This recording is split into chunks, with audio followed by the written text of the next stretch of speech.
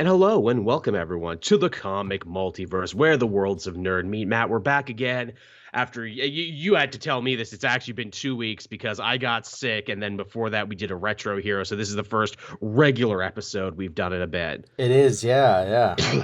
I literally just stepped in the door from Black Panther. I missed it last week because I was ridiculously sick. I got that new bivalent booster shot there, which, I was happy to get because, it could potentially save my life and everything. But, oh, man, the side effects on that one are much harder than the regular side Yeah. effects of a regular booster. Oh, yeah, I lost taste and smell for like a week. Oh, fantastic.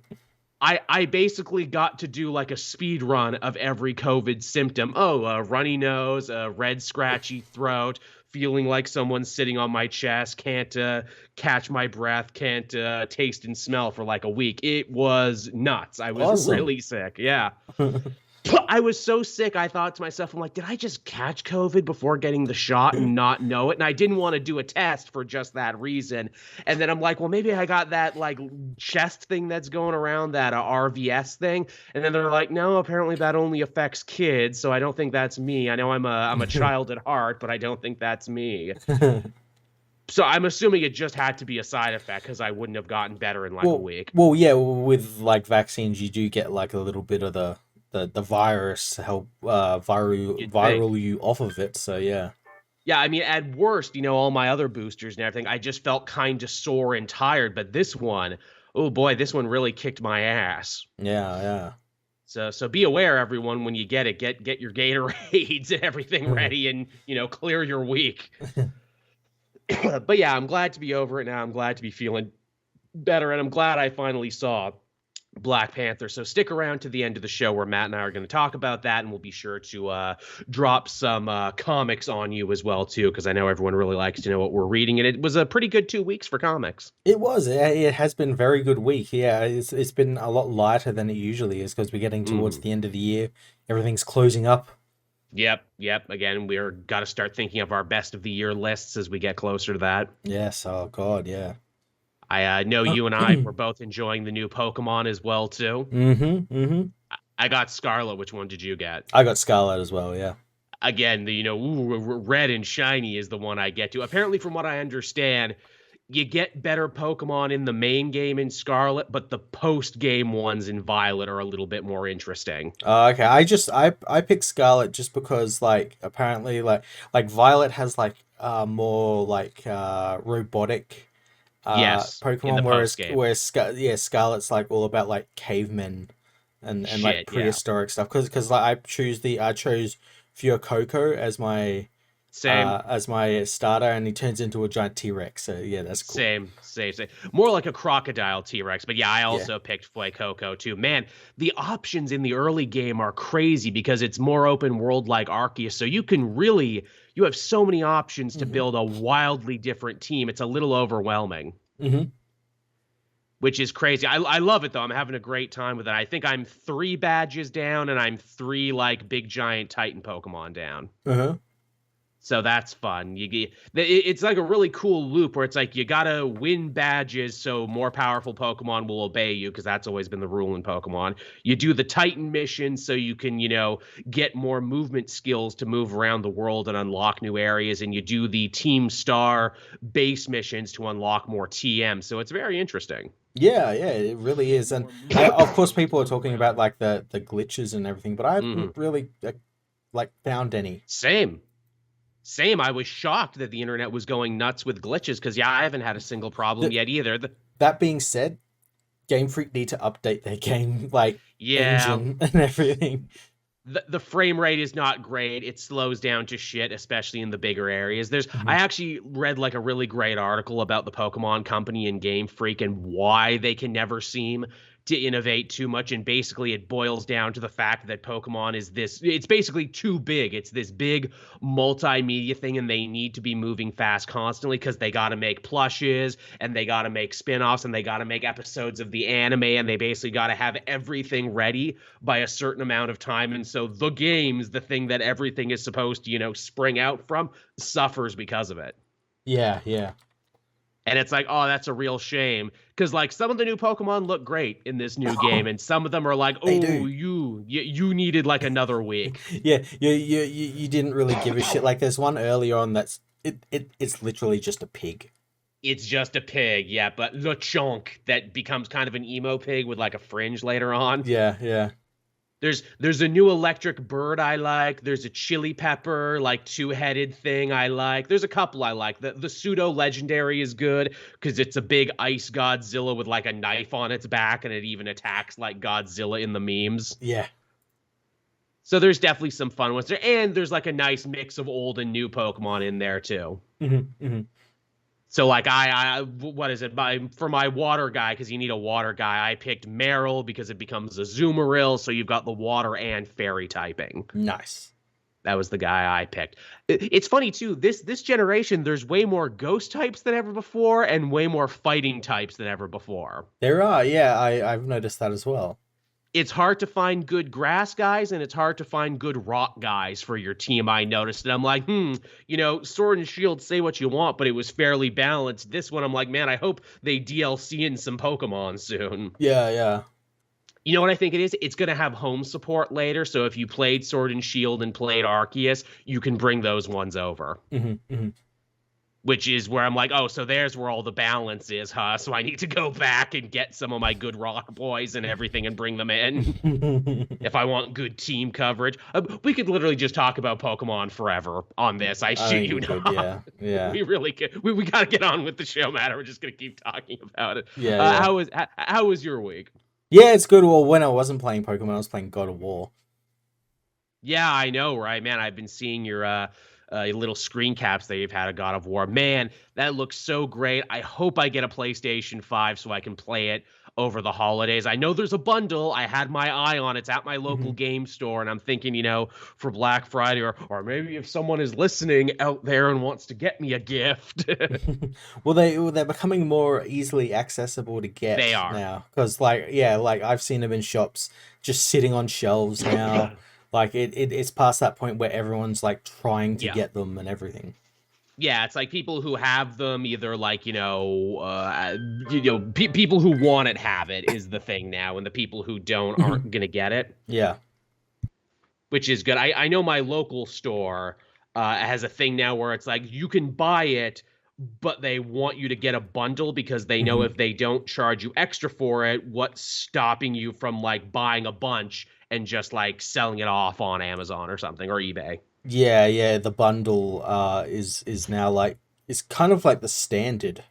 Yeah. Because it's a bit more expensive. It's the only way you can buy it, which is fine, because I probably would want Spider-Man, and I probably would want Resident Evil and everything like that. Games I haven't played, and games I want to play on next gen. Yes, yeah.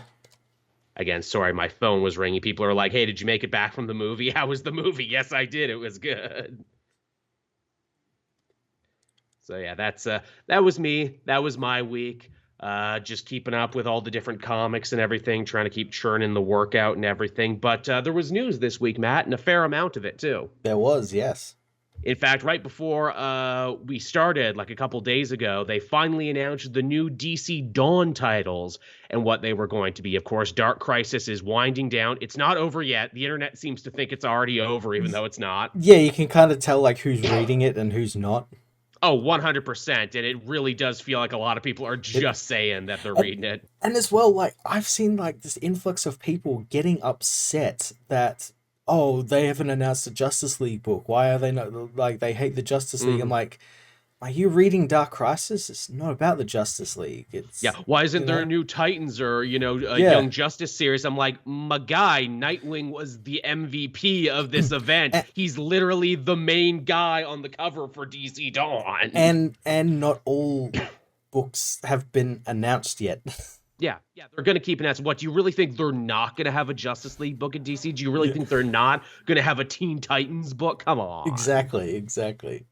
Man, I'm going to be really sad when Twitter goes away in the next couple days and we won't have these shit takes to react to. Yeah. That's what I'm going to miss more than anything. I'm going to miss the serotonin. I'm going to miss collecting celebrity followers like they were Pokemon cards. And I'm going to miss seeing just the worst takes possible so we can have content for this show. Yeah. I really thought about that with everything that was going on Twitter. I'm like, but if no Twitter, what are Matt and I going to talk about? I'm not going to like go and like actively try and find people's shitty takes on YouTube or anything. With Twitter, they came right to me, unsolicited. It was easy.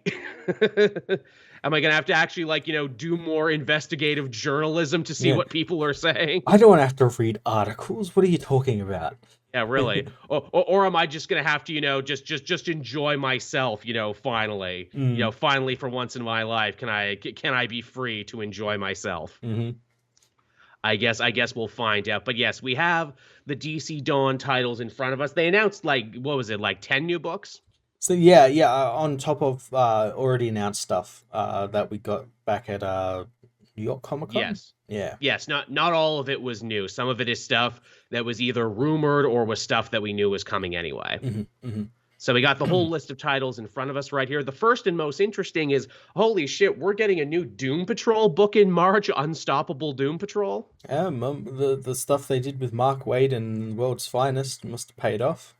Yeah, though I will be interested to see. I don't know if they announced it one way or another. I can only assume Unstoppable Doom Patrol is going to be canon because the the Jared Way stuff was kind of up in the air about whether or not it was canon. This actually looks to be taking place in the main universe because the Doom Patrol look to also be playing part in Lazarus Planet, which looks to be kicking off kind of like a brand new era of the books. Mm-hmm, mm-hmm. We've seen some really amazing art here. Most of your favorite Doom Patrol guys have gotten redesigns. Robot Man's got a new look. I really like what they're doing with Crazy Jane because she's debuting a brand new alternate personality called The Chief. Yeah. And looks a lot like The Chief. And I'm like, oh, that's fun. Yeah, it's pretty cool. And I like that they have matching costumes. Yes, it's cool, man. They have like a team costume now. I would say it's a great time for the Doom Patrol because we're getting this book and we're getting the new season of the TV show, which, goddamn, I hope continues, but I really have this horrible feeling that 4 is going to be the last, what with everything that's happening at Warner Brothers Discovery. Yeah, I can see it being the last. We'll have to see. Again, I just want to shake them. I'm like, why are you striking now? This book should have been a thing like before when the show was at its height. That's how multimedia works, guys. Yeah, because like when the Doom Patrol show was on, there was no Doom Patrol book because the Jared Way run ended just before it. Yes. Yeah, that's so weird. Weird. That last season even like started adapting Jared Way stuff. Yeah. Well, it's also like Stargirl. Stargirl's finishing up, and it just started a new book this week. And now she's getting a push. It's so fucking stupid. So stupid. And it's so sad because like both of these things are great and should keep going. Yeah, but the fact now that they are book tie-ins, not really tie-ins, but inspired by multimedia by the success of the show, it breaks my heart that these might not last because of that. Mm-hmm. Because, hey, one of the big things you'll see about all these new books that they announce, most of them are Batman books. Holy shit. I know, people didn't know how to react. Is that legal? Can you do that? Can you really do that? Can you announce a whole new line of DC books and have, most of them not be Batman titles? Now, moving on from there, we have a brand new Superboy book. That's the Connor Kent one that won the big DC round robin. That's Superboy Man of Tomorrow by Kenny Porter and Jahoni Lindsay doing art there. We kind of already knew that one existed, and I don't think this one's going to have much crossover with everything else, but it is coming and it is going to be a thing. I mean, it could have a lot of crossover because this was meant to come out like ages ago. So it could have been reworked to be in canon. Maybe, because like the round robin stuff haven't been. It's been kind of nebulous. It's just like books that just get put out because they won the competition. In many cases, either get put out to die or to get shit on by fans who are like, I don't like this book because the one I voted for didn't win. Yeah, that's why the one all my bot accounts didn't vote for won. So yeah. If you wondered why I stopped covering Robins by Tim Seeley, the one that won the last DC round robin tournament, is because the commenters were all shit. Yeah.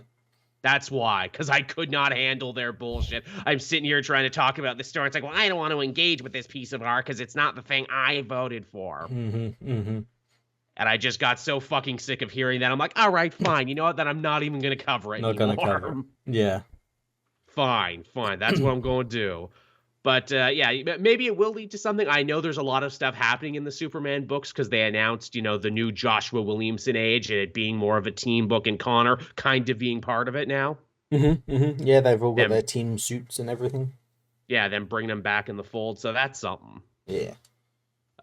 From there, we actually got a lot of really interesting developments in the Green Lantern series of books because they're doing the Captain America Spider-Man thing where they're splitting it in two. There's going to be Green Lantern Hal Jordan and Green Lantern John Stewart. As it should have always been. It really should have been. Obviously we're past the heyday of Green Lantern when they had like 4 different books at one time. But yeah, this is how I feel it should always be. There should always be a Hal book and there should always be a John book. Yeah, this also shuts up those people that like when Grant Morrison had his amazing Hal Jordan series. Yeah. I'd always get people just shitting on it just because for the fact that it's not John Stewart. Yes. I know. John Stewart should be the only Green Lantern. Like, no. Yeah, hey, I love John too, but I'm not going to be a toxic fan about it. It's okay to like something and not suck about it. In fact, hey, Tom Taylor in his Nightwing book this week with Nightmite basically tackled that entirely. Yes. That's what Nightmite was. He was a fan who loved something, but Dick is like, seriously, you need to get more of a personality, though. Yeah. Because you're kind of tedious without it. Yeah. But yeah, so the Hal Jordan book, very interestingly enough, is going to be written by Mariko frickin' Tamaki, of all people, of course. Canadian writer, woman writer, Asian writer. I said Canadian already, but I can say it twice. Who made a big splash being the first woman to write for Batman in a monthly comic in Detective. Is she the first woman to write Green Lantern regularly now? I want to say yes. Yeah, I think she might be. Holy shit. Yeah, hopefully this book will give her a little bit more agency because that Detective Comics run just completely got its kneecaps taken out. And you could feel it at every turn where it's like, here's a good idea I have that I'm not going to be able to see to fruition because I have to, make peace with what's going on in every other Batman book. Yeah, I have to adhere to James Tynan's fear state or whatever the hell he was doing at the time.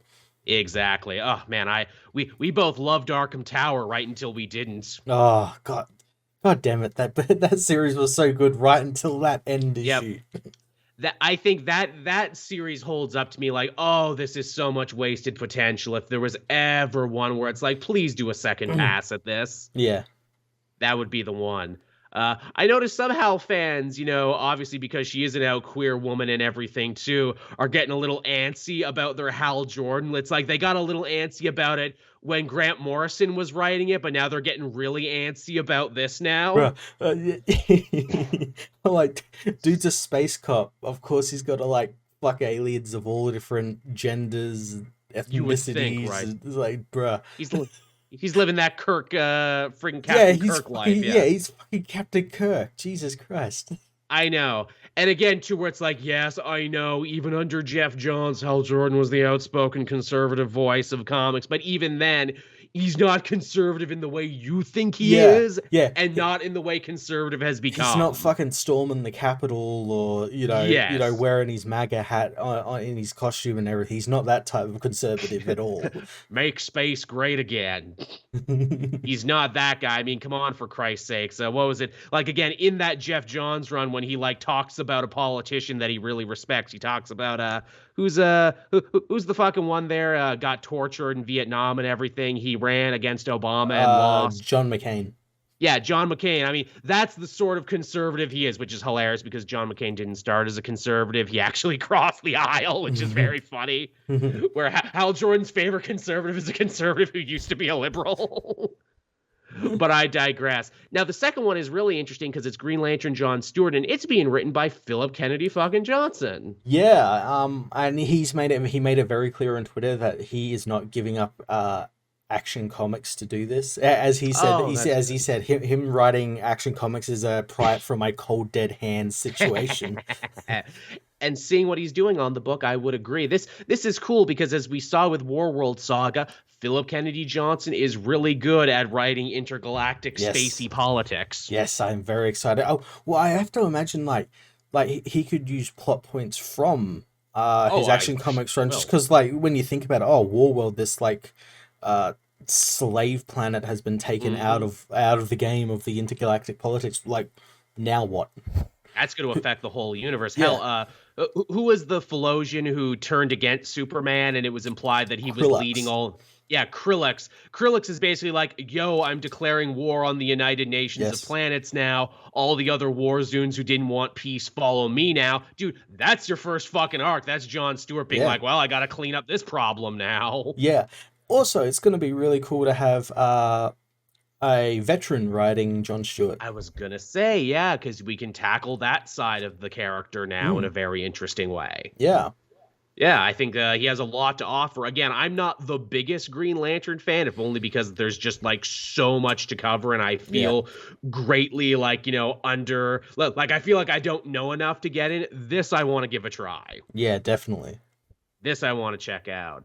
Now, from the Green Lantern books, we're also getting a brand new Green Arrow book, courtesy of Joshua Williamson and Sean Isaacs. It was all leading to this, Matt. This is what it was all about, Dark Crisis, just so Joshua Williamson could write Green Arrow for me. I mean, you joke about that, but like it pretty much is, because this is going to be a follow-on from Dark Crisis, and where Oliver ended up because he didn't come back with the Justice League.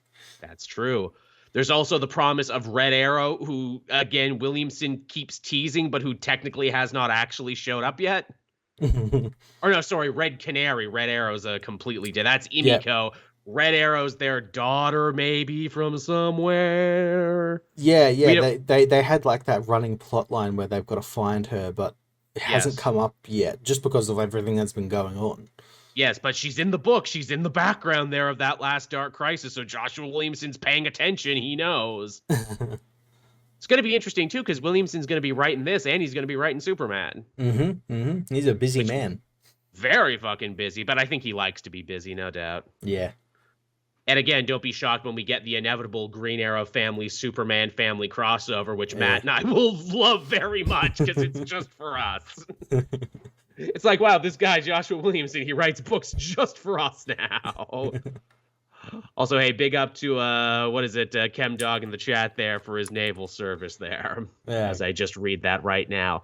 Now, from Green Arrow, we've got Batman Brave and the Bold making a big return, I should say. Obviously, this was an old imprint with a pretty solid premise that they don't do near enough, and that is, hey, let's get great artists and writers together, and let's team up, characters who don't get the spotlight with Batman, who always sells on the, grounds of being Batman.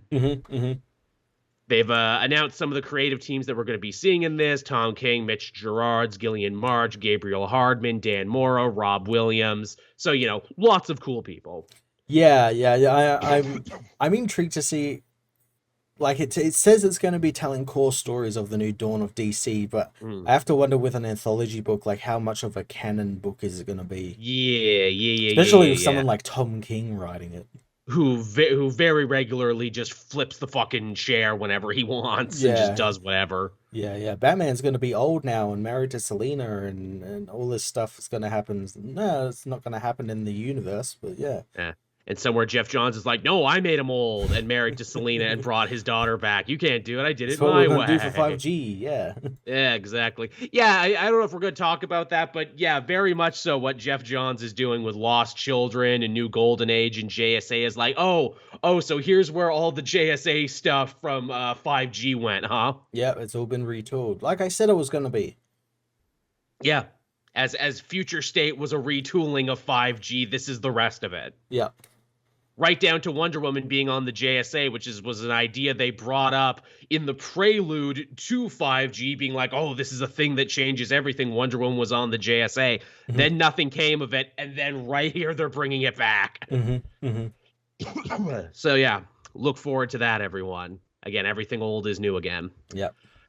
We're getting a Cyborg book with a creative team that is yet to be announced in May. Yeah, this will last like a volume. As it often does for Cyborg. I guess it makes sense because if you looked at the Lazarus Planet artwork, he's got a shiny new redesign. Yeah. Every time they redesign Cyborg, he looks like a little bit worse and worse. Yeah, just fucking send him to the Doom Patrol. He should be in the Doom Patrol book like the show. Yeah. That's the best version of Cyborg you've written in years. If you refuse to do regular Titans and you refuse to send him back to the Titans because of some weird loyalty to the New 52. Well, I think it was also because like I think they were banking on him being like a really like popular character thanks to like the movies. Yeah, shouldn't he have had his own movie by now? Huh? Yeah, yeah, and then they're like, oh, well, that all tanked, and Ray Fisher's Mhm. kind of yeah, like what do we do? Oh, we'll just I don't know. I like Victor Stone as a character. He's fun and he's cool, but he makes more sense in a team book. Yeah, that will. See, the thing is, there's another book that we're going to be talking about in this list that he should have been in. Yes. Yes. Well, we'll get to that in a minute. After that, we have probably the biggest book they announced. This one, I had to do a double take on this one, Matt, because this is one of those too good to be true creative teams. I didn't believe it.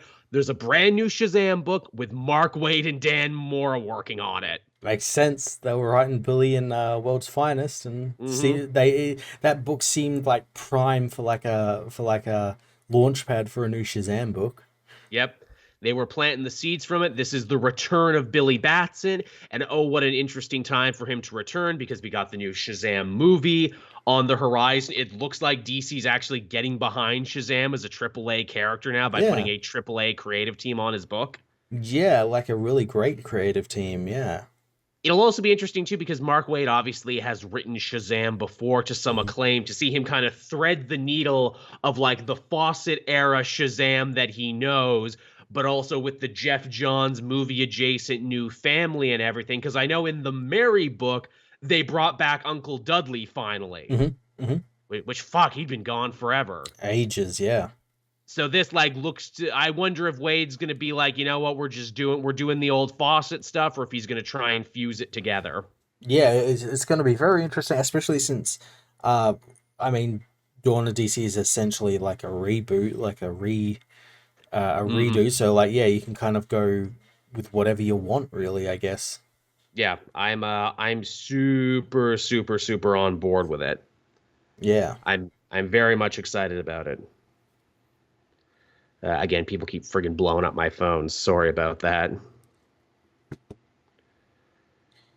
Yes. All right, but yeah, so there's the Shazam news, everyone. That's super dope. Can't wait for that. That's probably next to the Green Arrow one. That's probably the one I'm most excited for. Mm-hmm. Mm-hmm. Now, here's a weird one. Apparently, Tom King is going to be giving us a Penguin book, probably no doubt in time for the Penguin show that's going to be coming to HBO Max, maybe assuming Zaslav doesn't cancel it when it's like Yeah. mostly done. And guess what? It's about something Tom King always writes about.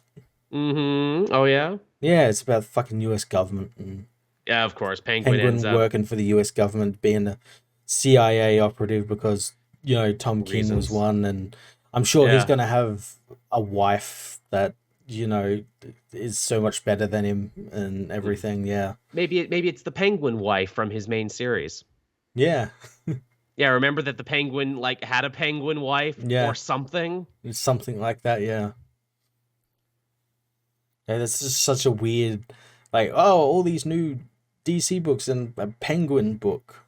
Yeah, Which really. is really weird considering that graphic we got with the Dawn of DC where like the logos are on them. There's no Penguin logo on there, but there is a Hawkman logo.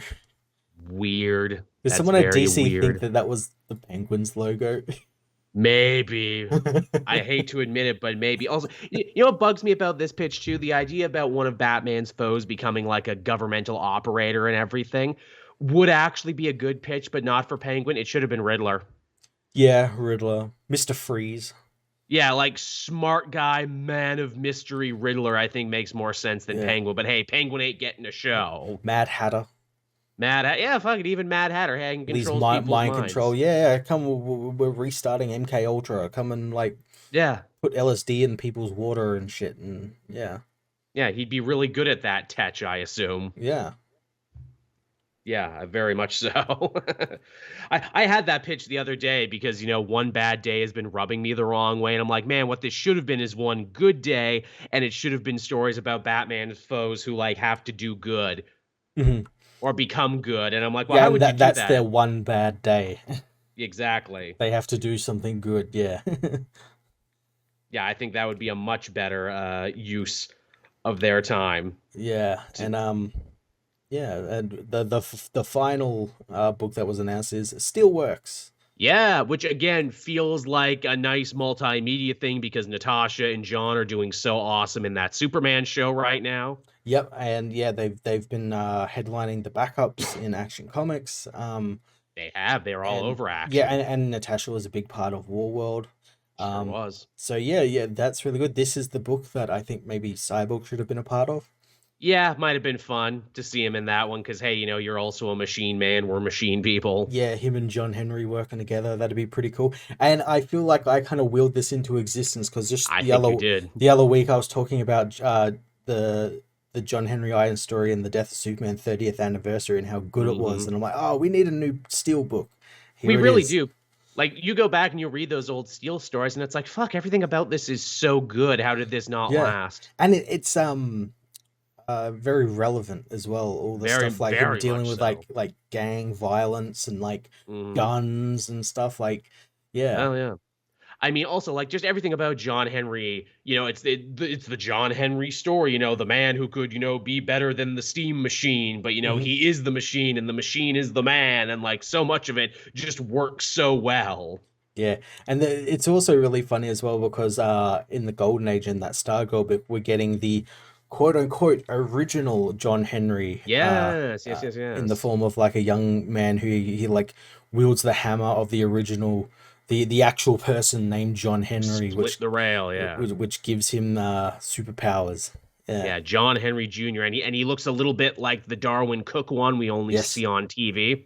Yeah. They meant that's where he's actually from in that Golden Age book Oh, in that thing in the back with the first appearance. It was like New Frontier issue 6 or something. yes, because yeah, Yeah. we see him on television. We don't Yes. actually meet him, but it's like, man, I'd love to hear his story. And Yeah. Jeff Johns is like, okay. Yeah. Okay. I remember this old character. No one else remembers. Yeah, what if I do? I think I shall. Yeah. Barn. All right, so there's all the new books that we got Mhm. coming out, and I gotta say, it's a nice list, isn't it? It's pretty good. It's pretty good. And I'm sure they will only add more to it later. But yeah, I think say what you want about Dark Crisis, but it looks like it's going to leave us in a pretty good place with some pretty good new titles. Definitely. Yeah. I'm very much looking forward to all of these new titles. And again, as we said, it's like not like Batman related. Though that being said, again, like that teaser image did tease something coming up. I guess Mm. like halfway through 2023 called Night something. Mm. Oh yeah, because it's blocked out in the picture. Yeah, because we Yeah. got Lazarus Planet, then Night something. Yeah. I a night time or so. I don't fucking know. Mm. Because Something. such as comic books, we're always building for the next event. Yep. Got to get ready for it. Now, there was some other big news that broke this week. Most surprisingly is, hey, remember how Amazon was working on a Silk show for a bit? Mm-hmm. Well, apparently it's moving ahead. It's called Silk Spider Society. It's going to be live action. It's heading to Amazon Prime, but it's doing so with the blessing of the Spider-Verse guys. So Lord and Miller apparently are actually producers and actually got a hand in this. So it might be good. It might be, but at the same time, it's like, really? Silk? Silk, I mean, really? those first couple volumes of Silk, I maintained when I was reviewing them, actually make for really good television because it's written like an episodic TV show. I guess so, yeah. The only thing is, like, I don't know if they ever actually solved Silk's problem because she's like, oh, I grew up in a bunker and, I tried to find my missing brother and everything, and I have these powers that are like Spider-Man's, but I can't tell anyone. Did she ever find her brother? I don't fucking know. And I I have don't no think idea. anyone else knows. No.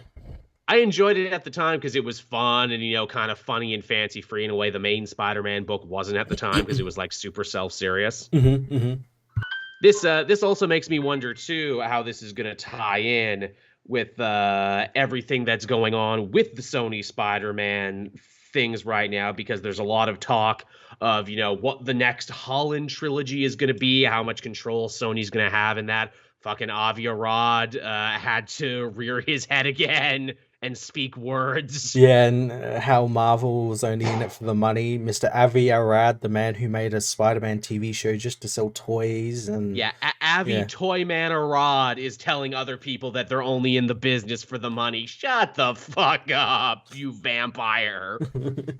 You know they're only in it for the money. But you only got involved with the company so you could sell toys. Jesus, I don't know what kind of brain worms you have that completely eat away at you that you would say something like that, but Jesus Christ. There's also talk too of that Madam Web movie where we've seen some leaked screens of that, and there looks to be another Spider guy in that who may or may not be Spider-Man or might be some. It's such a fucking mess at Sony. Well, I think I heard that the plot for that Madam Web movie is kind of like Terminator, where like they've got to stop someone from like killing Peter Parker. No, preventing Peter Parker from being born or something. Oh. Yeah, it's a bunch of bullshit. So basically, every which way to get around having Peter Parker in the movie, you know? Exactly.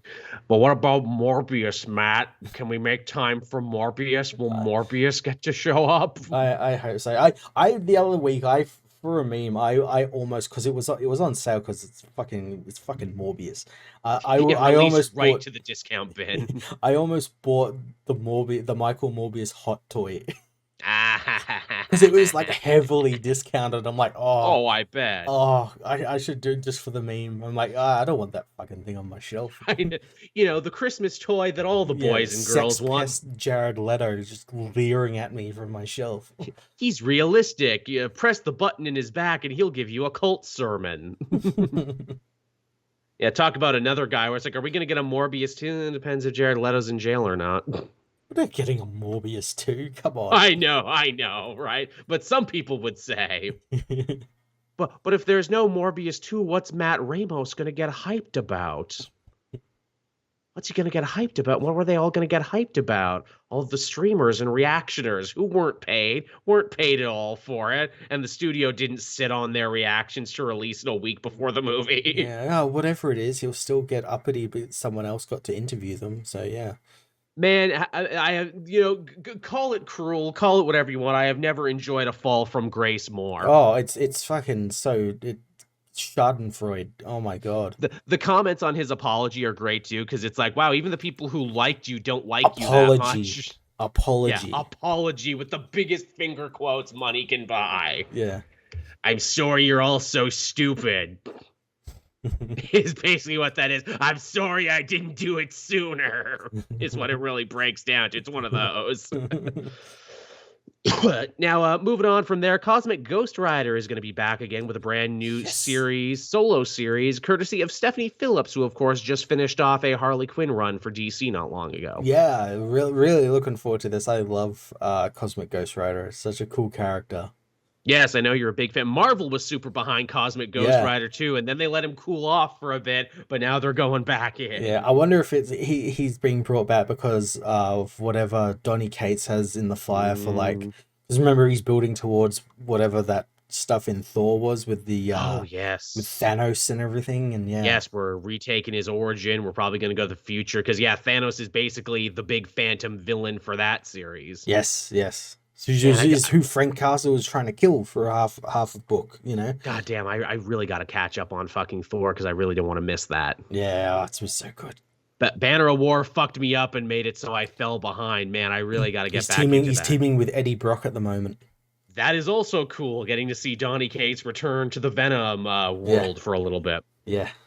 But yeah, so look for that coming soon in March. That's one of the new Marvel titles in March. Nice. Now, speaking of new things at Marvel, Darcy, yes, that Darcy from the Thor movies will be making her first canon comic debut in Steve Orlando's Scarlet Witch series. And I have to laugh, where it's like, it's funny how like so many of these movie characters, they're not as much in a rush to canonize them as you would think. Yeah. Selvig got canonized by Nick Spencer. Obviously, Philip Coulson got canonized fairly early, Nick Fury Jr., But Darcy is the newest character to add to that list of MCU canonized characters. Yeah, and as you said, they weren't running out to like do it. No, they weren't running out to do it, which I'm like, you know what? That must mean that Steve Orlando has a good pitch for it. Yeah. Either that or he just really liked Darcy and WandaVision, and because he's writing the Scarlet Witch series anyway, why not? Yeah, it is funny that this character that started in the Thor films, it's like, oh no, we want her from WandaVision because she was so much better in those films. Yeah. Or show, because she had so much more to do and so much more to chew on. It's funny because the Darcy character is always on riding that line of almost being annoying. Yeah. And yet, like, Kat Dennings is charming enough to, like, bring it back with more time. Mhm. Like, if ever there was a character I'm surprised that kept coming back, I'm surprised she kept coming back. But I'm not mad at it. No, I'm not mad at it either. She serves her purpose. Yeah. Now, moving on from there, we got some Substack news, which is something we haven't talked about in a while. Yes. James Tynion, of course, one of the earliest adopters of Substack, a dude who made off like an absolute bandit, didn't have to write DC, didn't have to write for the big two anymore, became a millionaire overnight because of a bunch of Netflix deals. Well, apparently he's inked what I'm sure will be another very lucrative deal for, Dark Horse to start selling print versions of his Substack comics. I find that fucking hilarious. Same. Like Substack, yeah, it's not gonna be future. like comics, it's gonna be future. Oh, but we need to like make these into comics so people actually like read them. Like, I knew it was probably only a matter of time before they started doing print versions of these. I assumed that Substack would do it themselves, and the fact that they're like, yeah, we're getting Dark Horse to do it. Yeah, it is. It's hilarious. I wonder if that is that, either James Tynion is just a super good businessman and it's like, oh no, I'm going to double dip this chip twice and get paid twice for the same work. Or if this is an indication of like, oh, he was the earliest adopter, the dude who made the most money and he's doing this. Does that mean Substack isn't as lucrative as people hoped it was going to be? Yeah, he's about to dip out of it. Yeah, exactly. First one in, first one out. Yeah. Because, like, don't get me wrong, I liked the idea of Substack in theory about, comic creators being able to, take the reins for themselves and sell directly to their audience. And, it's all very good creators write stuff. But in the back of my head, I'm like, but how tenable is this really? Yeah. Is this like Image now where it's all like kind of showing like, yeah, we're cool rebels. And then like in a couple years, it runs its course. It just dies out. Yeah, and as Cosmic Reject said, Substack only helps if you're a right-wing journalist. And also that, too, where it's like, I don't really agree with Substack's, other policies when it comes to the other stuff they run, which is why I personally never gave them a buck. And that's just me. It's like, oh, I like Zdarsky, I like Tynion, I like all these other creators there. Yeah, I'm not going to be reading any of your Substack work, though, just like full stop. I'm just not. And that's why I haven't covered anything from them on the channel.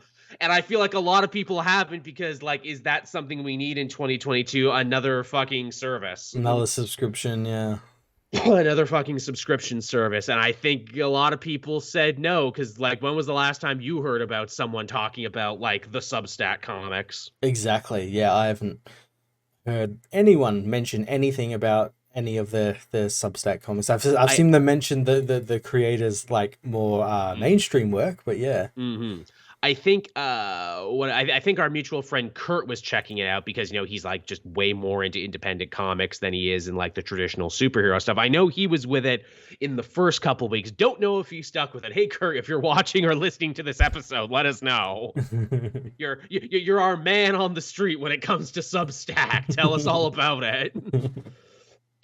But yeah, so there's that news, everyone. If you felt bad that you were missing out on Tynion's Substack work, well, it's coming to a rack near you soon. Yeah. Now, another piece of news that was big and hot and slightly controversial like 2 weeks ago, but has cooled down immensely, as I assumed it would. They cast Wonder Man for the MCU finally. Yeah, and it's a really great choice. Yes, Yahya Abdul-Mateen II, is that how you pronounce it, or did I just butcher it? Yahya Abdul-Mateen.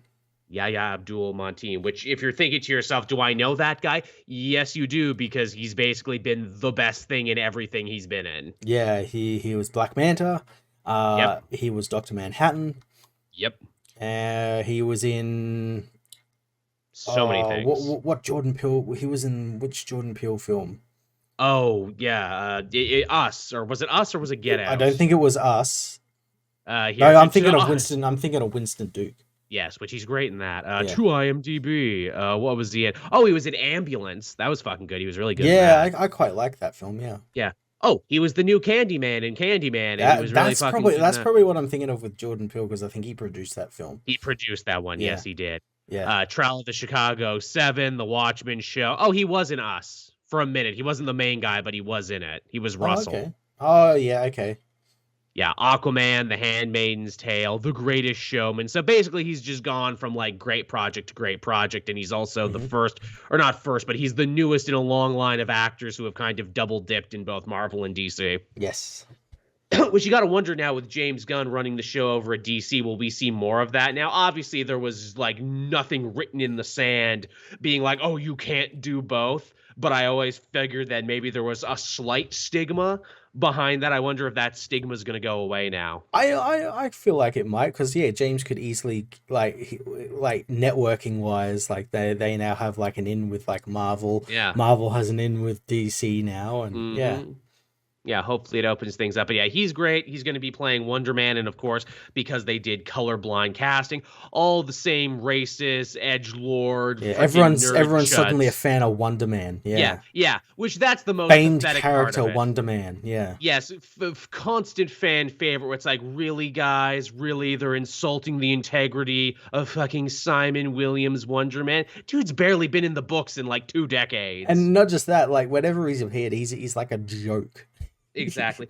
Furthermore, when it comes time to do Wonder Man in the movies, and you and I have talked about this at length, they were always going to have to like they're going to have to basically reinvent the wheel with Wonder Man, because so much of the stuff that Wonder Man is known for in the comics, with the formation of the Avengers and Ultron and the Ant-Man family and everything else, that happened without him, meaning whatever he becomes in the MCU is going to be very different, which means he's basically a new character at this point. Pretty much, yeah. I do feel, though, that they're going to tie him into that White Vision storyline, because like that's like a great way to keep that whole Wonder Man's mind engrams what made Vision sort of thing.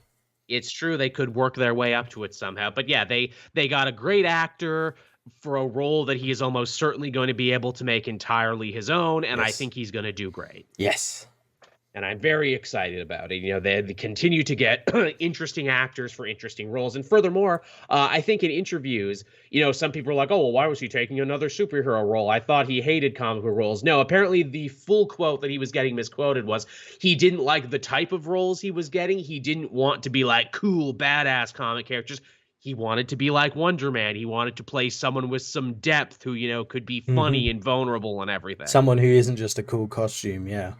Which I'm like, oh, so you're actually like a super hardcore fan then? Because only like a real fan would do that. To be like, no, I don't want to be a cool guy. I want to be like an interesting guy. Yeah. Which is kind of awesome. And I'm like, yeah, because like our favorite comic characters are those characters. The ones we love to talk about aren't like the AAA people who like are always starring in books. It's the Green Arrows. It's the Wonder Man. It's, the people who don't always star, but who are super cool. Yeah, White Vision is a fan of Simon Bennett movies. Yeah, how about that? And our last piece of news, again, this is kind of a sad one, but it's something I knew we would have to talk about. The world lost Kevin Conroy at 66 due to cancer, and wow, what a fucking bummer that is. Yeah, it kind of came out of nowhere. I didn't even know he had cancer. I didn't either. And again, 66, that's still relatively young, all things considered. Yeah.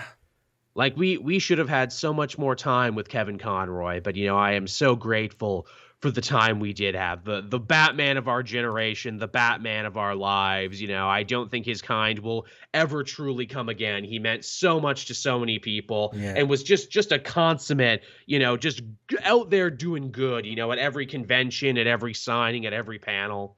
That's the real thing I really like, because usually when someone dies like this, there's always that one person who's like, oh, he fucking touched me wrong, or something like that. Nothing like that with Kevin. No one had a bad word to say about Kevin Conroy because he really was that guy. Yeah, he was great. It was great. I was very lucky at the Central City Comic Con there in Philadelphia, the one that was kind of a bust and no one fucking came to. I was very lucky that I got to sit in on his panel because Sal from Comic Pop was running it. And let me tell you, as magnetic and charismatic as he was in interviews and in roles, he was way more charismatic and magnetic in person. Holy shit. I can imagine. He sang, he told jokes, he did everything. Just, man, what a guy. And keeping with Batman, when it was all said and done, as soon as it was done, the panel Just disappeared. disappeared.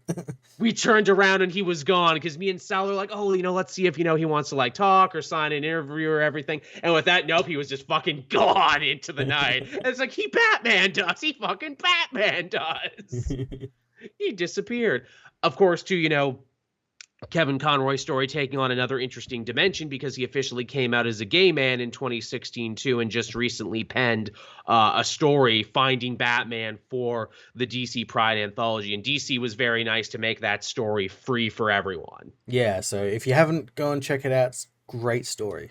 Great, It's very wonderful. personal story, yeah. Very. You learn so much about this dude's life and also basically why his Batman character was so good. Because it's like, hey, man, can you voice a dude who's at war with himself and is kind of split between two different personalities and, feels this trauma and loss? And it's like, yeah, I can do that. Yeah, yeah. Yep, I can do that. And he did. And man, what a good time. Yeah. I mean, what a great story that was. What a great tribute to the man. He leaves behind a amazing legacy of work that I think will live forever. He won't be gone because he will never be forgotten. Mm-hmm. So yeah, big up, homie, to the true protector of Gotham. Mm-hmm. If I had a 40, I'd be pouring one out for you right now. Is what I'd be doing. But yeah, I guess with that, everyone, that ends the news segment of the show. I think Matt and I said we'll talk one or two comics we really liked from this week, and then we'll talk Black Panther because I just left it, so it's fresher in my mind than anything. Yeah. What book came out this week, Matt, that you wanted to talk about? What's the one book you wanted to give some time to? Oh, I want to talk about the Worlds Without a Justice League Batman book.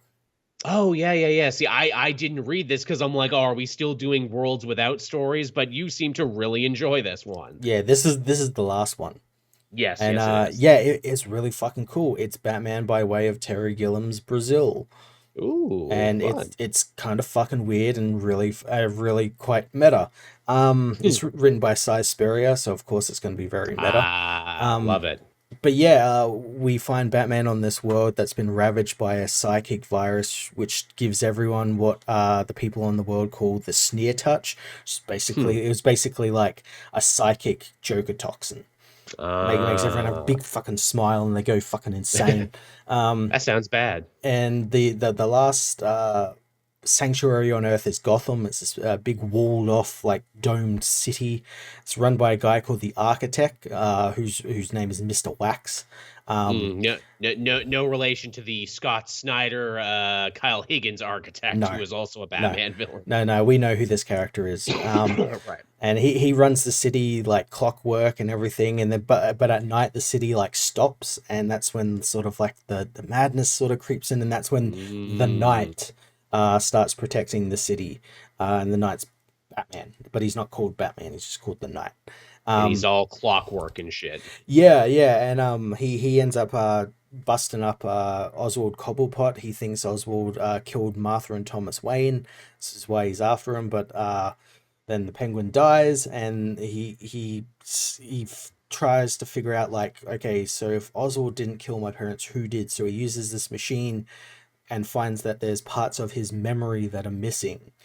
And so he scans the city, and he finds that there's one other person who has the exact same patterns as him.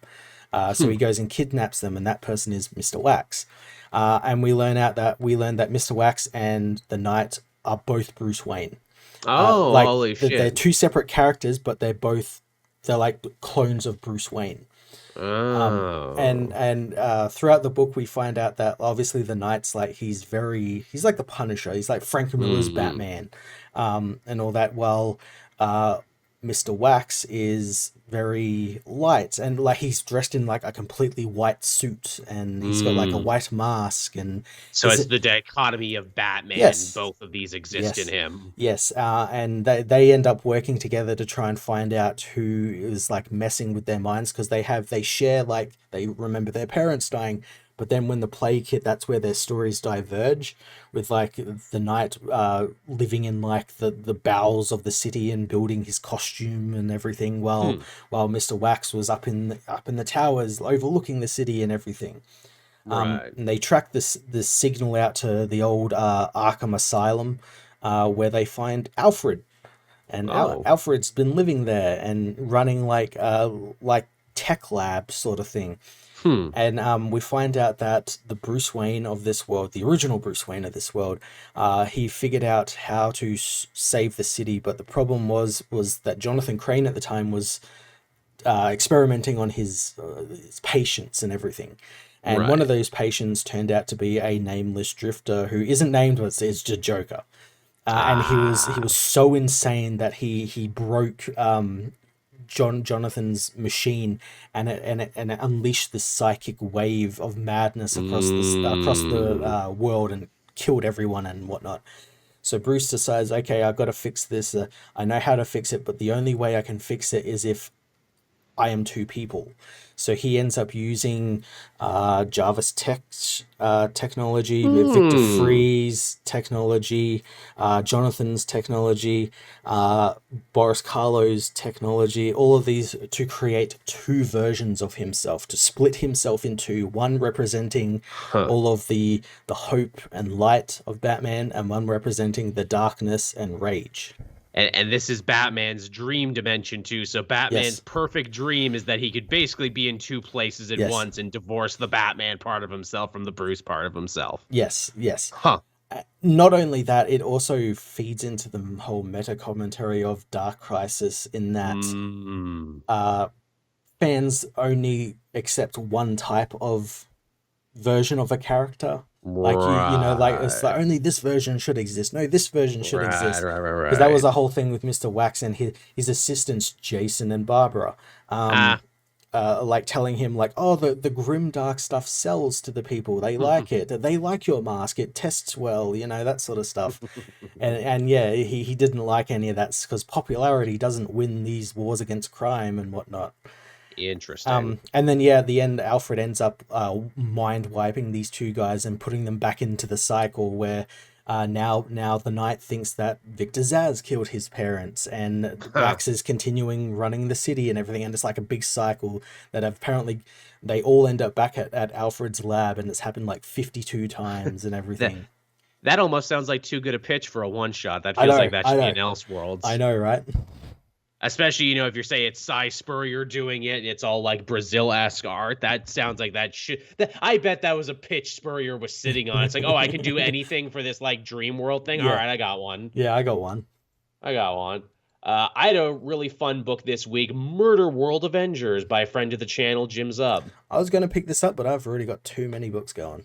Likewise, I almost didn't read it myself until everyone in the comments section on Twitter's like, no, Joel, you got to read this. You're going to love it. And they were right. I did love it. Yeah. So calling it Murder World Avengers is actually a really telling title because it's not Avengers Murder World. It's Murder World Avengers.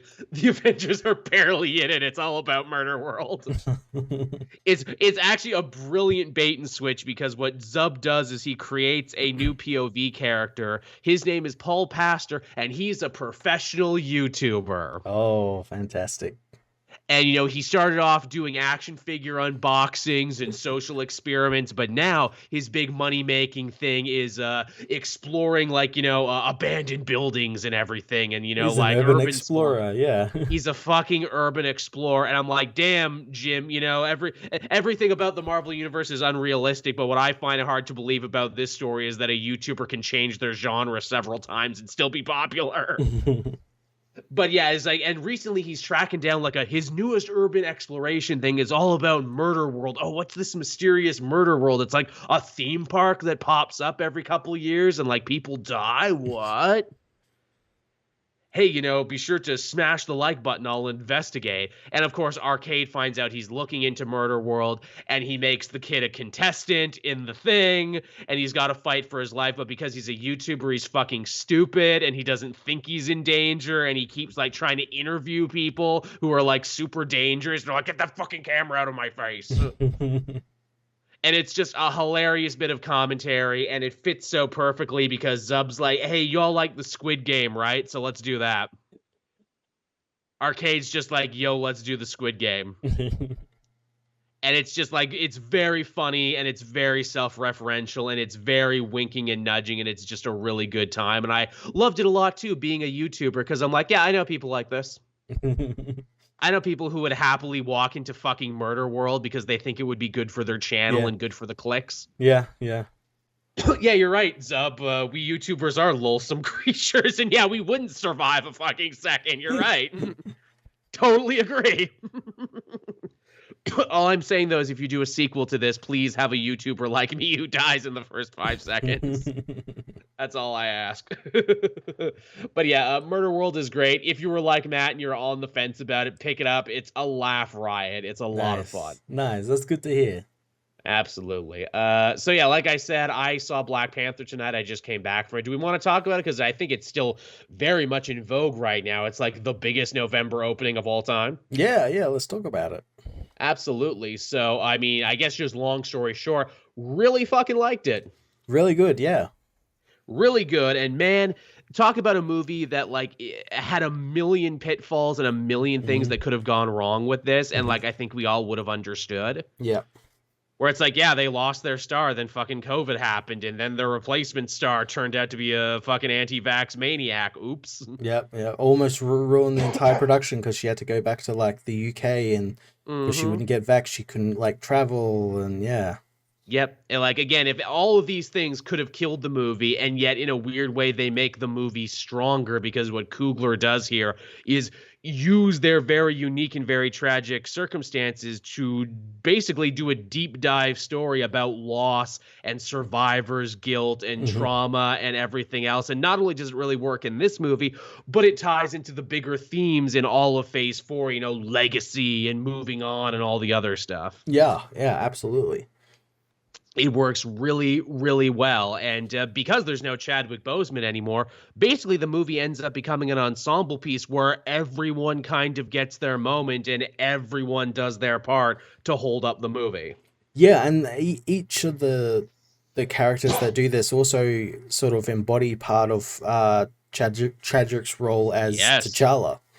Very much so, yeah, which is kind of amazing. And it gets even crazier, too, and you realize to yourself, wow, these actors and these performers, they're working through this loss of this dude in real time as their characters in the movie, and we're getting like a front row seat to it. There's like a couple lines here where it's like, oh, that is just too real. Like when Shuri says, you know, my brother was sick and he didn't tell me, and, you know, he suffered in silence for too long and everything. And it's just like, oh, just too fucking real, man. Yeah, Shuri stuff right at the end of the film, and then in like the little post-credits thing, like that feels like they just set up the camera and just like it was only Letitia Wright on the set, and she just got to like work through her grief.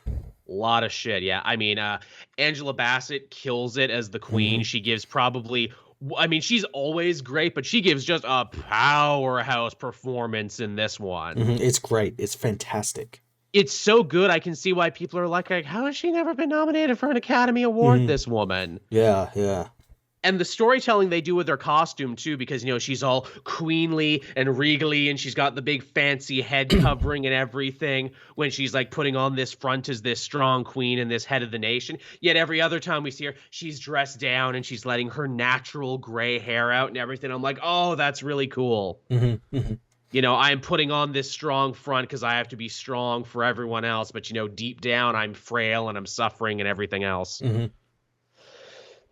But yeah, I mean, it's just really solid. And then, of course, you have Namor, who's the big new addition to this movie, and also the Marvel Cinematic Universe. And yeah, they knock it out the fucking park with Namor. Yeah, he's fucking Namor. He's everything you want him to be, with also, you know, a lot of reworking that had to go into it as well, because obviously they don't want him to seem too close to Aquaman, and they want him to fit into this universe as they've built it, and they do a really goddamn good job. Honestly, yeah, now I kind of want, like, the comic book Namor to just be this Namor, like, from now on. I wouldn't be shocked if we see that slowly happening over Yeah, time. that's true. But yeah, no, it's so interesting. Like, because obviously they borrow instead of Atlantis and all that, it's the Mayan version of Atlantis, the Yeah. underwater city of Talakan, Yeah, and Telecan. all of that sort of stuff. And it's just so interesting It and is. visually it looks great. It is, when we get to actually see the underwater city, they give it all the same, like oomph and gravitas as getting to see Wakanda for the first time. Hmm. And it's like, whoa, this is beautiful and lived in, and yet also completely alien and Yes, otherworldly. yes, You only see a little of it, but it's like pretty fucking dope. yeah. Hell, even Namor's two little generals there get surprising amounts to do and get their own little runners in the story. Atuma and Namora, who Mhm. are characters from the comics. Yes, yeah, they're great as well. I really like them. I liked Atuma's little Feud, feud with Okoye there. Okoye. That was They, really great. that runs the whole movie. As I thought, Okoye and the other one become the Midnight Angels because, of course, they do. And I'm like, oh, that's like really new stuff. That's like Mhm. stuff from like the last 5 years. Yes, yes. That they worked in here. Yeah, basically everyone gets a suit, everyone gets a moment.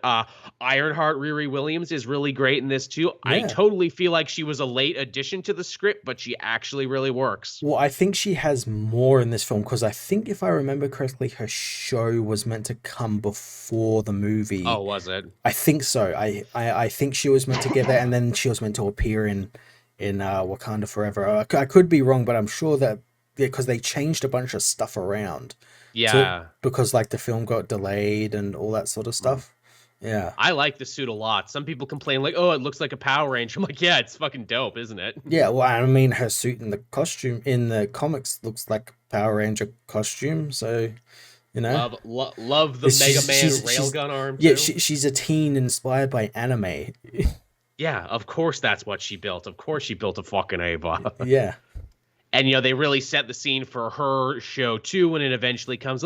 Love how they decorated her room with all that Chicago stuff. Chicago Bulls, that, like, Mhm. CM Punk Chicago flag and everything. Yeah, Really good stuff. She's a lot of fun.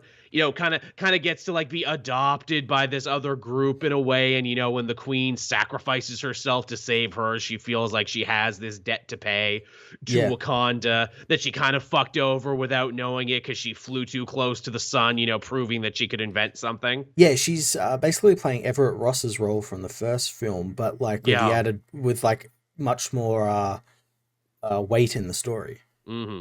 Ross is here too. They actually have some fun stuff to do with him. And apparently he was married to fucking Contessa Elaine. How about that? Who we now finally learn what her actual job title is. Apparently she runs the goddamn CIA, or is at least a high-ranking figure in the CIA. Yeah, no, she runs the CIA. She's the director and everything, which makes sense, She being that she, again, this is probably one of her moves to like be able to then make the Thunderbolts. Absolutely. It's funny. I could tell in the theater I was in because I saw it like a week after the fact, which, I'm sure that's like not the super fans. That's like the people who are like, I'll see it eventually. I was the only one who like was like, ooh, when Elaine showed up. And I'm like, oh, none of you are watching the TV shows, huh? If you were watching the TV shows, you would know why Elaine being here is important and what this sets up and everything. Also, yeah, it's funny too, people always say like, oh, the Marvel movies don't take sides, oh, the Marvel movies are so apolitical. Literally the CIA and their police allies are the fucking villains for a good chunk of this. Yeah, yeah. And like, make no mistake, they are. In fact, like the big meta commentary of this movie is, colonialism is so bad and so fucked up that even hundreds of years later, colonized peoples fight each other instead of fighting the people who colonized them. Yep, yep. Just the specter of America getting involved means that Wakanda and Atlantis almost kill each other. Yep, yep. And like, it's so wonderfully reflected in Shuri and Namor at the end when they're fighting, and like Namor sees his mother, and like Shuri has her own vision of her mother, and they're like, why are we even fucking doing this? Like, literally none of this benefits us. Like, what is even going on here? And it's really well put together. Also, hey, great excuse for a Killmonger cameo. I was very much surprised by that. I kind of knew it had to have been him. Like I knew for a fact they weren't going to do some weird CGI Chadwick Boseman or anything. Yeah, that'd be a little much. And they weren't going to do her mother just because like we had just seen her die, so yeah, it Yeah, wouldn't make too sense. early. So like yeah, it makes sense that it would be her. And I like that they kind of not really recontextualize, but for a better lack of word, they do that with like, oh, Shuri is very similar to Killmonger in that, in like her want Hmm. for revenge and rage and whatnot. Yeah, you're going down the dark path. Are you doing this for the right reason or the wrong reason? And hey, fun bit of visual storytelling too. T'Challa's Black Panther suit was black with silver trim. Killmonger's was black with gold trim. What does Shuri have on hers? Oh, silver and Silver gold. and gold, yeah, Because she's a little of both, isn't she? yeah. And again, she doesn't even know what she's doing at the end. She's like, do I want revenge? Am I going to kill him? I'm not actually sure myself. Yeah. Luckily, Namor does not die. Yes, no, of course not. Yeah, they know they lucked into something pretty goddamn special with Namor, and oh yeah, we're gonna be seeing him a lot more, Yes, I'm sure. I can't wait to see more of him. He was fantastic. He's essentially they pretty much say that yeah, he's the first mutant. Yes, straight up, it's like, yes, I was a mutant even amongst my kind. Yes, Wink. yes, he says Imperious Rex. Oh my god! Again, no one else in the theater cheered for that. I cheered. I'm like, you're all fucking Philistines. You don't respect Imperious Rex and what it means. Also, not only does he say Imperious Rex, but he says it in his own native tongue. I'm Yes. like, oh, that's fun. That's cool, yeah. They even recontextualize the name Namor, where like when it was written in the goddamn 30s, it's like, yeah, it's just a fun comic name. But here, no, Namor, no love. Yeah, no, I like how he got that as well, like where we find that like he came because he lives for so long, like he was born in like what Mm-hmm. 1500s or something. Yeah, so And he's really old. and then he came to the surface as like a boy, and like where his mother and father and village was now was like a A slave plantation. plantation. Yeah. Yeah. Woo. Yes, and he just Yeah. like destroys it. Which in itself is a fun little twist on like the comics as they were back in the day, because it's like, Namor's blue-skinned mother told him to war on humanity, and when Namor comes to the surface world, oh, World War II is going on. Well, shit, I guess mom had a point. Mhm. This is kind of like that too, but Yeah. also like to make it more. Yeah, his first interaction with humans was like enslavement and like Yep. racism and yeah. Yep. That'll color a person's, perception of the world. And I'm like, yep. And also to really tie it to that culture and like that part of the world, I'm like, oh, that's good. Oh, that's clever. Mm-hmm. That's really so. And also making it about a resource thing too, where it's like, yeah, my people were destroyed by the conquistadors because we had gold, a precious metal that they wanted so much. And, the world is threatening to destroy Wakanda because they want your precious metals. Yes, and they can't know that like Talakan has also this precious metal as well. Because they'll come for us and, we'll, defend ourselves against all costs, even if that means killing other people. And it's like, so, in Namor, he's also kind of having his own Black Panther Killmonger fight between himself because he's so charming. You truly think for a minute they're like, okay, well, maybe he's not going to go through with this, though. Mm-hmm. And like when it ends up going the wrong way for him there, he genuinely seems sad when he has to declare war. He's like, well, I tried to do it this way. I thought, peace and cohabitation could work. Guess it's war then. Yeah, I did for a minute though, because it felt like they were building up to it. I thought they were going to be like, okay, so the story's going to go like for them to like be able to ally with each other. Shuri's gonna have to marry Namor or something like that. Yeah, but I like that they completely like none of that really obvious shit. Though I do love that he is a romantic Namor because it's like, yes, bring my lady prisoner a dress and I will wear my finest robes. Yeah, that's what made me think about it because he's like, oh, he's like flirting with her and being real charming and everything, and he's gonna propose marriage to her as like or a way to something, bridge the gap and everything. Yeah. A weaker movie might have done that, but this movie has a lot of strength of Mhm. conviction, and it knew that like just the central plot and the central problems would have been enough to carry, and it did. And man, let's talk about those action scenes. That big finale on the fucking boat when they're fighting on the Mm. sides and everything, and the camera is swooping and everything, and you've got multiple characters and armors and cool suits and everything, and it's just like, whoa. I loved it. It did something which doesn't really happen in superhero movies anymore. It did used to, but I like the idea that they're like, okay, well, we're not gonna obviously fight on land because like Mm, people get in danger, so we're just gonna yeah. like we're gonna make sure it's like out in the ocean. We're gonna like draw them out into the deep ocean where like no one can be really hurt. It's very Dragon Ball Z. Let's fight in the quarry. Let's fight in the Yeah, wasteland I have to and also think it's everything. like, oh, we'll do that just so like the American government doesn't get involved.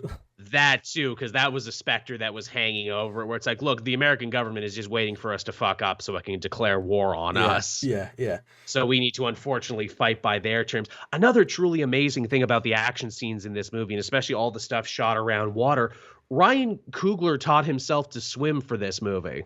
Oh, really? He didn't know how to swim? Yes, he taught himself Wow. how to swim so he could film all the water stuff himself. And I'm Oh, like, that's oh, so what? cool.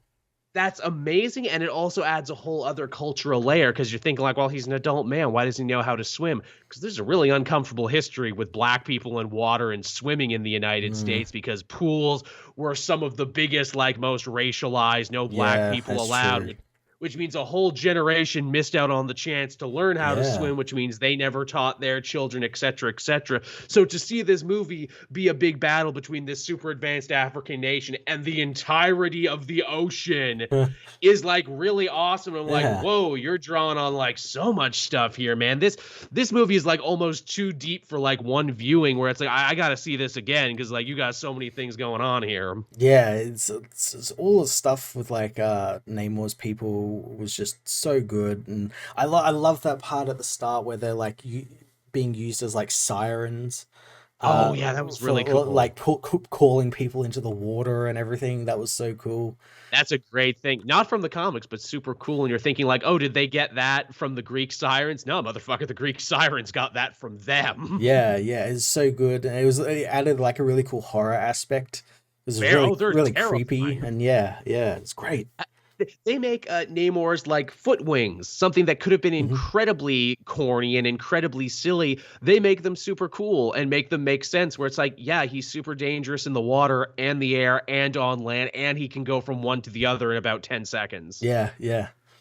So it doesn't matter where you are, you're not safe. And also to tie it in to that, Aztec legend of Cuculin, the snake with wings, because it's like, well, why does the dude have winged feet? Well, why does the snake god have wings? And fair enough. Yeah, yeah, fair enough. They're both mutants. Yeah. Yeah, and they don't call him king, they don't call him general, they call him God, because Yeah. that's basically what he is, because he can walk on land and in water, and he's the strongest. Why wouldn't he be a god? Yeah. Yeah. He took the literal fucking sun and brought it under the ocean Yes. for them. Yes. That was a very like that's a very Doctor Doom thing.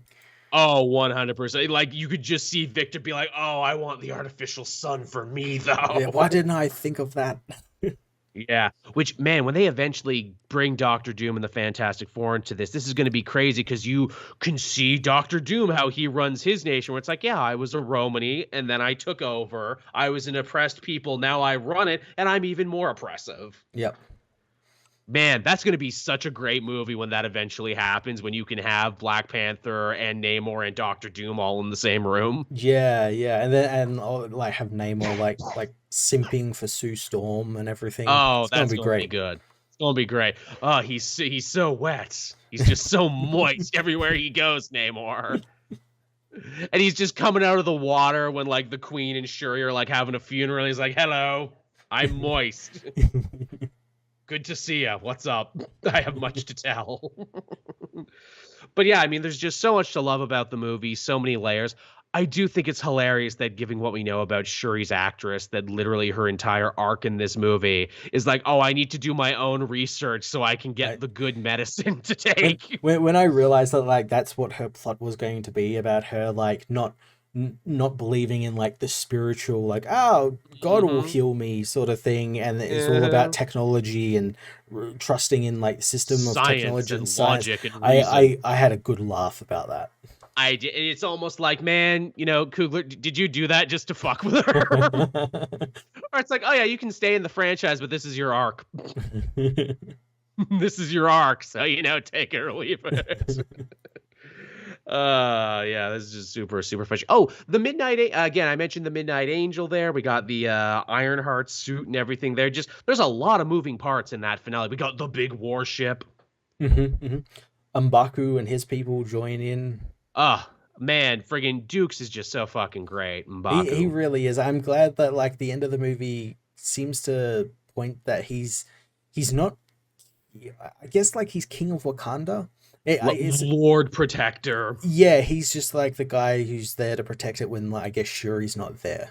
Yeah, because they've done stuff like that in the comics before where T'Challa has been forced to Mhm. like advocate, so he puts someone else in charge so he Yeah. can do the, superhero thing. And again, I feel like so much of this movie is also putting emergency contingencies in Yes. place in case Lietta Wright should fuck up and say something super dumb in the next little bit where it's like, hey, if you do, Okoye's got a fucking costume, we got M'Baku to be king, Yeah. we got Ironheart we can bring They back. they did so much of that at the end where they're like, okay, we're gonna make sure we plant more of these heart-shaped herbs so other people can take them if Yep. smash the glass, just in Mm-hmm. case, and Baku's there. He challenged T'Challa in the first one, so Mm-hmm. he's been Black Panther before. They also never say where they took what is it, Black Panther's body. They never say where it is, but No. I can only assume they took it to the necropolis, which Well, is a major thing. well, what I assumed was where she was planting the flowers was his grave. Mm, that makes sense too. Like that would be actually be pretty cool. Like it'll Yeah. like in his death, the heart-shaped herbs spring from his death, basically. Yeah, absolutely. As this franchise does. Mhm. Because it's not like in the regular ass building that they put it in. No, They put no, it it's somewhere not new. in where they originally were. No. Yeah. Soundtrack on this one, amazing too. Yeah. Oh, so good. My favorite needle drop is of course Ross listening to Red Hot Chili Peppers while running. It's very funny. That's also like, hey, don't worry, white people, we put stuff in here for you too. Yeah, we put white people music in here. But it's funk rock too, so it's a white band, doing a musical styling that is steeped in black culture, so it's still funk kinda. But yeah, I mean, just so much of this. This is another one where it's like I feel I need to watch it again because there's so much stuff going on here. Do Yeah. do we think it's better than the first one? Because I would say it's at least on par. A lot of people are comparing this to like Godfather 2. Um, I liked it a lot more just technically as well, just because like that Yeah, first one, while it's a good movie, like there's parts of it was like, you didn't have enough time to do the CGI and do this and that. Whereas this one, it there's looks like they actually did. there's a confidence in the sequel. Hmm. Like Coogler is just so much more confident now as a Yep. director.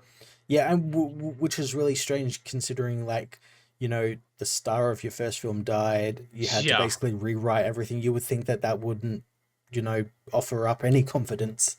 I mean, maybe in some level too, this feels like a tribute movie too to Hmm. Chadwick Boseman. It's like, hey, let's do it for him. Let's, Oh, actually it make this one absolutely is. good. Yeah. No, it absolutely is.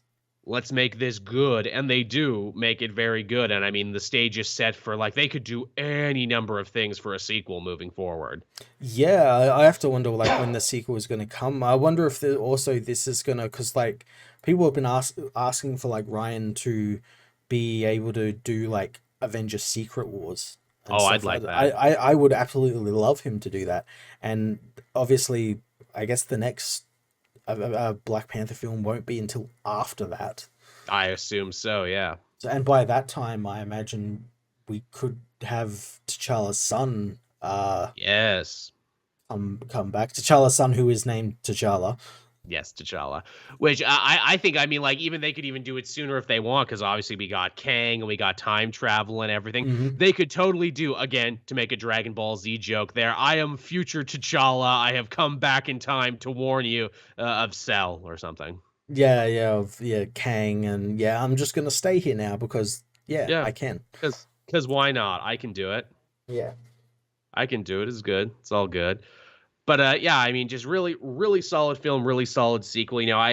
People complain a lot, and I know there was a survey going around there. It's like, how interested are you in the MCU now moving forward? And as far as I'm concerned, if they keep making them like this, even if they just keep making them like this every so often, I don't think the MCU and superhero movies as a genre are going away, because sometimes they can make like a real piece of art, and I think that's what this one was. Yeah, absolutely. They made a real living, breathing piece of fucking visual art on this one. And, you can talk, night and day about like, oh, the Disney company's so corporate. Oh, the MCU, it's all just fucking synergy and everything. That might be true, but you could make something really fucking emotionally effective with this. That like has a theater of people enraptured in silence, as Angela Bassett, belts out an amazing performance about her dead son and lost family, where it's like, whoa. Yeah, absolutely. That's the part that sticks to me too, because Okoye gets this great minute where she's like basically fired and she can't be a Dora Milaje anymore. So good. It can't be the only thing that she's ever known, and she's crying and everything, and she lays her spear down, and her and the Queen never get to reconcile at the end of. No. And that like shattered me more, and she's trying to like resuscitate her, and it's like, oh, they never got to say they were sorry. Fuck. Yeah, goddamn. Yeah, Okoye's actor, I can't remember her name, but she plays Michonne on The Walking Dead. And that's right. And I'm like, where is all of this when you're playing Michonne? It's just such a meaty role. It really is. Yeah, I guess. Yeah. I know there was talk there, like, that they might actually be doing like a like a Wakanda series, like, maybe something Black Panther related for Disney Plus. I hope Okoye gets to star in that, because I think she would be I have perfect. A feeling she will. Yeah, I will. I mean, because she's got a costume now. She's the Midnight Angel, and she also got a girlfriend too, which is a thing from the comics. Yes, doesn't really get a lot of time in the movie, but it's like, hey, there it is. Yeah, well, I mean, you gotta be able to cut it out China. for China. Yeah. So it can't ever be. It's always the same with these films. Always. Danielle Guerrera. That's the one. That's yeah. Or Guria, but yeah, she's great. She's excellent. And yeah, I hope she does get to lead. I would totally watch a show with her in it. Yeah. Yeah. So, yeah, I mean, I guess that's it, Matt. I guess we can start bringing this one to a close. I think we talked about everything. Yeah. Yeah, so this was fun, everyone. Glad I'm feeling better. Glad I can be back with you. Glad that we can speak so passionately about a movie we all enjoyed. We're heading into the holiday season now, Matt. We got the End of Dark Crisis coming. We got our best of the year list that I'm sure we're going to be writing and discussing. Yep. Well, we'll have to decide what we're doing for Christmas. Everyone seemed to like our bootleg Christmas special we did for Christmas Day. I think we need to do something like that this year. I know I was looking. We should do another one. I'm sure I could find a shitload more bootleg toys. That would be a good one. I would also pitch this to you. I was looking on eBay for, I'm like, okay, what are the most expensive nerd gifts? What's like, shit that you would drop like $5,000 on for like an original prop for something. And I'm like, ooh, that could be fun too. Maybe we should do that. Yeah, that'd be good. Yeah, the dichotomy. It's like all the shitty, cheap toys and all the really expensive stuff. Yeah, the money bag Christmas, the cash loaded Christmas. Maybe that's what we'll do this year. Also, I know I say it every year and I never end up doing it because life happens and planning to do anything at Christmas is stupid. I always wanted to like do like a charity stream where we watch like friggin' public domain Christmas shit, because there's so much of it. Yeah. Like shit from the 20s and 30s, and we'll like do donations for like a soup kitchen or a toy drive or something. I know Thorgy does fighting game streaming for charity, and he was the one who kind of gave me the idea.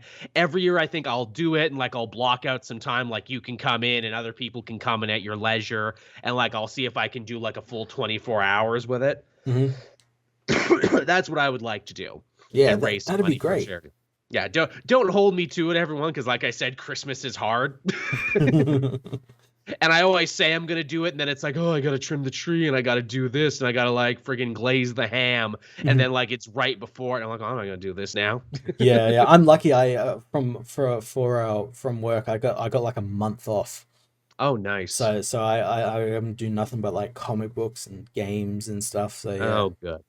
All right, maybe this is the year we finally do it. Maybe this is the year I tell everyone else in the house to fuck off. I'm doing it for the children. I'm doing it for charity. Everyone needs to leave me alone so I could do it for the children.